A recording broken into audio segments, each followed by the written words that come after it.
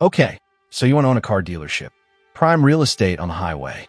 Rows of shiny inventory catching the sun. A logo up on a pole 40 feet in the air. Lit up at night so nobody driving past can miss it. Customers walk in, you sell them a car, you keep the difference between what you paid and what they paid. Simple business.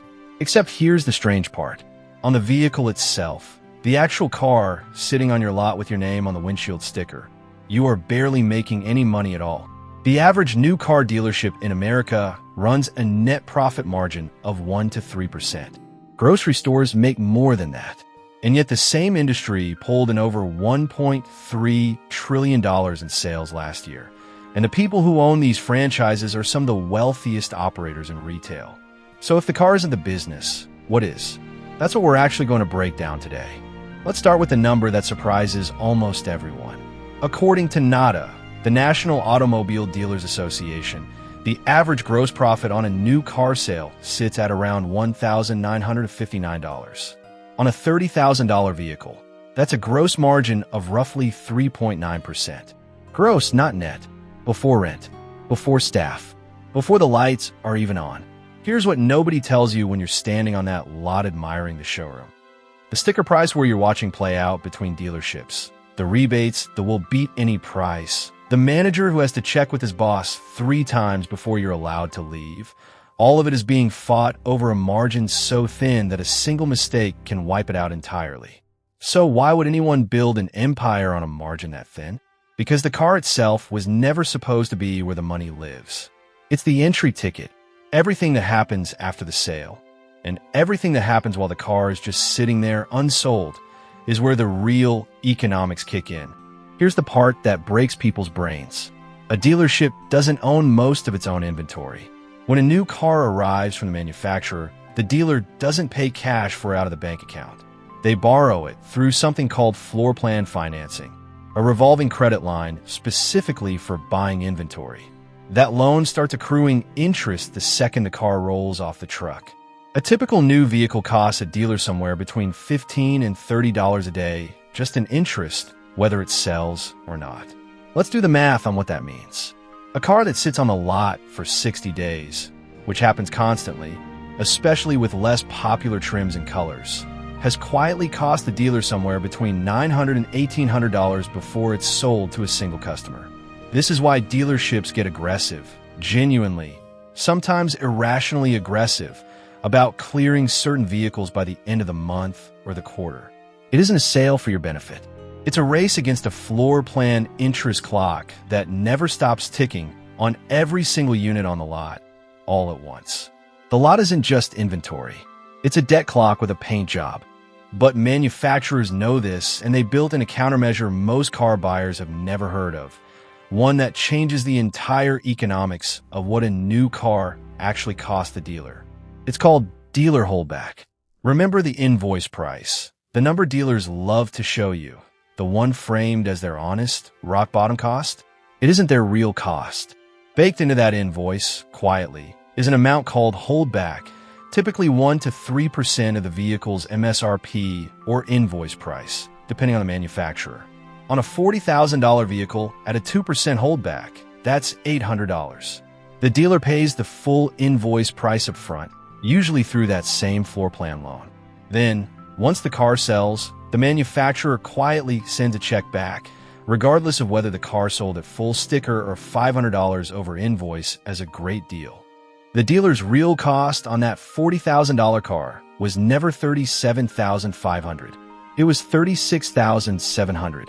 That $800 gap is invisible to you at the negotiating table, and it exists specifically to offset the floor plan interest we just walked through, because manufacturers need dealers financially able to stock a wide selection, not just the guaranteed sellers. So even before we get to F&I, before we get a service, the new car business is already more layered than it looks. A thin margin, a daily interest cost eating into it, and a hidden manufacturer rebate designed to quietly offset that cost, invisible on the paperwork the customer ever sees. Now let's talk about where the actual profit lives. Because if new car margins are this thin, the dealership has to make its money somewhere else. And it does, in a department most customers barely think about until they're sitting in it, signing paperwork 30 minutes after they thought the deal was already done. It's called F&I, Finance and Insurance, and it is, without exaggeration, the most profitable room in the entire building. Here's the number that tells you everything. At publicly traded dealership groups, operators like AutoNation, Lithia Motors, and Penske Automotive, F&I gross profit per vehicle retailed hit roughly $2,500 in 2025, a record high, even while new vehicle margins were sliding the other direction. Read that again. The finance office is generating more raw profit per car than the car itself. That's not from selling you the vehicle. It's from what happens after you've already agreed to buy it. When you're sitting across from a finance manager offering extended warranties, gap insurance, paint protection, and a dozen other add-ons that were never on the sticker. An extended warranty that cost the dealership $400 to source might be sold to you for $1,400. And the financing itself is a profit center. Dealers often mark up the interest rate slightly above what the lender actually approved and pocket the difference. None of this requires the dealer to sell you the car at a loss. It just requires you to walk into that back office, still riding the momentum of a decision you've already made. Anyway, if you're finding this rewarding to actually understand, this is exactly the kind of thing this channel breaks down every single week. How real businesses actually make their money underneath the surface story. Subscribing costs you nothing, and it means you don't miss the next one. So let's keep going, because there's an entire second business running in parallel to new car sales. One that's frequently more profitable per unit than anything we've covered so far. Used cars. Nada Data puts the average gross profit on a used car at around $2,337, meaningfully higher than the roughly $1,959 average gross on new. Why? Because used cars don't come with a manufacturer-set invoice price constraining what the dealer can charge. No holdback, no factory MSRP anchoring the negotiation. The dealer buys the car, often as a trade-in, sometimes at auction, for whatever they can, and prices it based purely on market conditions and how badly the customer in front of them wants that specific vehicle. This is also why trade-ins get complicated. When you trade in your old car as part of buying a new one, the dealer is running two negotiations at once. What they'll pay for your trade and what they're charging for the new car, and they can shift value between the two without you ever noticing which number actually moved. The total dollar outcome for the dealer barely changes. Lowball you in the trade, look generous on the new car price, and you leave feeling like you won. There's one more piece almost nobody thinks about when they picture owning a dealership, and it's the one running quietly in the back behind the showroom in the service bays. Fixed operations. U.S. dealerships posted over $164 billion in service and parts sales in a single year. Here's why it keeps growing. The average vehicle on American roads is now roughly 12.6 years old, the oldest the national fleet has ever been. Older cars need more oil changes, more brake jobs, more of everything, and every car a dealership ever sold eventually comes back in for service. A car sale happens once. A service relationship happens dozens of times, at margins often between 45 and 55%, closer to a specialty retail business than to the razor-thin margin on the sale that got the customer in the door in the first place. This is why fixed operations is treated internally as the most reliable profit engine in the entire dealership, even in years when new vehicle sales stall completely. The showroom brings you in. The service bay is what keeps you coming back, whether or not you ever buy another car from that dealership again. This is also exactly why the industry has consolidated the way it has. Names like AutoNation, Lithia Motors, and Penske Automotive don't just run one store. They run hundreds because scale turns every thin margin we just walked through into a slightly thicker one, multiplied across a portfolio. Better floor plan rates, negotiated in bulk. Shared F&I product sourcing. One service department's data informing pricing across an entire region. This is also why dealerships themselves have become such valuable things to own and sell, independent of the cars on the lot.